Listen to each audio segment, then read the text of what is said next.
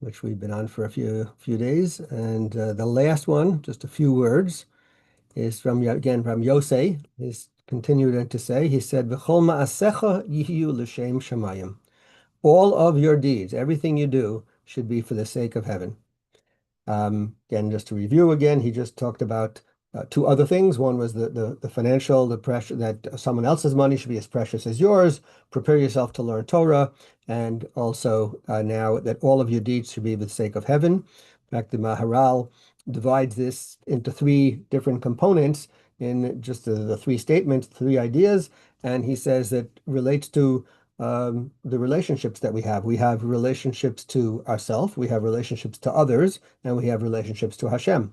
So these three fit that in that we're concerned about others' financial, that we should help make sure that they're financially well, and we take care of their money just as our own. That's our relationship to others. Learning Torah, that's our relationship to self, and all of our deeds for the sake of heaven, that is our relationship with Hashem. These type of activities that we're talking about though here, so for example, the Rab Bartanura points out that this is talking about anything we do. We're not talking about, specifically when you're doing actively a very clear mitzvah where you're, shaking your lulav or eating matzah on Pesach or doing something for Shabbos, whatever it is. No, you're just going about your daily life. You're eating something, you're having a meal, you're having a drink, regular interactions. So the concept here is that your intention should not be specifically for your personal pleasure, but your intention should be, I'm doing this because I want to be healthy in order to be able to serve Hashem, in order to do mitzvos. So, for example, and actually the Rabbeinu Yonah, he goes much more detail about this. And he says we're talking about optional behaviors in particular, where obviously we know that there are certain things that you can transgress in all of these areas. You could, if somebody eats something that's not kosher, but that's not what we're talking about. We're talking about eating something that is kosher. Or he even adds on not just eating and drinking. He talks about, just sitting, standing, walking, sleeping, whatever, anything you're doing. What's your motivation and what's your mindset? So he says that you are able to have, could be, let's say we'll take eating, for example. I have to confess, I like chocolate, right? So if you are eating something that's there because it tastes good, and that's the only reason you're eating it, well, there's not really anything, there's no meaning to that action, and in a sense, that might not even be a great thing. On the other hand, if you're eating it because you want to be able to have a healthy body, you want to be able to be strong, you want to be able to have the energy to be able to do other important activities, to do mitzvos, then you're in a whole different wavelength. And that gives much more meaning, and that's doing it for the sake of heaven. So the very same act of eating, drinking, we told you're walking. Why are you walking? Well, you could be walking because you enjoy the scenery, or you could be joking because you want to take exercise in order to have a healthy body, in order to be able to do mitzvos. So it's all in how you approach it.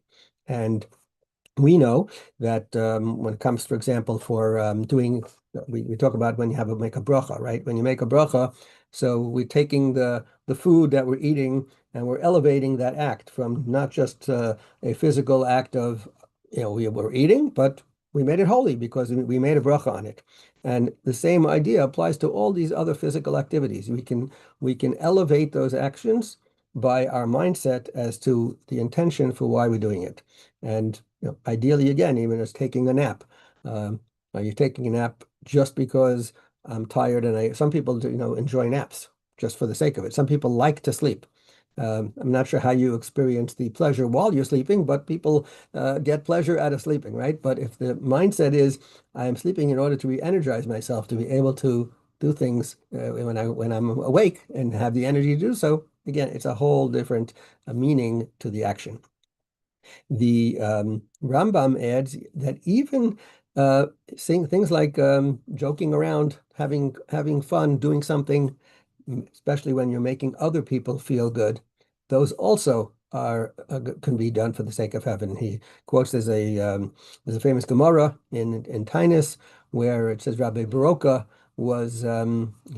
he somehow he used to get visited by Eliyahu Hanavi, and one day they were in the marketplace, and Eliyahu Hanavi points out some people to him, and he says these guys they're getting a share in the world to come. These guys earned it. They did it. He says like, what's so special about these guys? You look at these guys, they don't look like they're, big sages or anything like that. They're just a couple of normal guys, nothing special.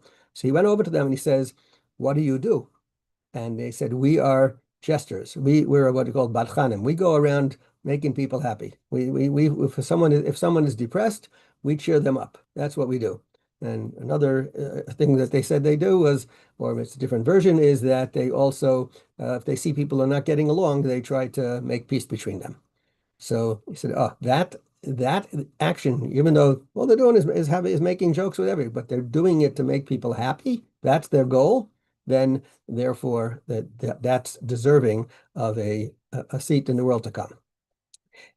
This idea is actually there's some verses that are quoted from Yeshayahu, where it says that Hashem says that. So let's get the exact quote here. It says, the rain, literally Geshem. The word Geshem, which is the word for rain, is also from the word Gashmiut, which is also physical. So the physical is coming down and the snow from heaven.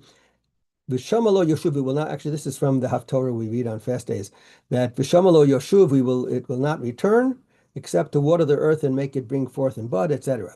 And the idea is that this Hashem is sending us these physical blessings from heaven, and then it says it's going to return. How would it return? So Irving Bunim explains that just like in certain things you have the rain, it comes, it evaporates, etc. There's a whole cycle.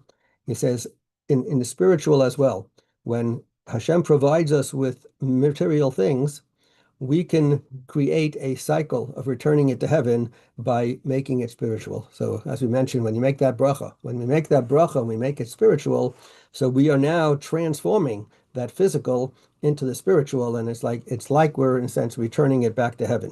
And this idea is, again, something that we have that ability to take the mundane, to take anything that we're doing and totally transform it into something so much more meaningful and make the physical into something spiritual. And therefore, that's the idea of doing it for the sake of heaven. We'll hold it there.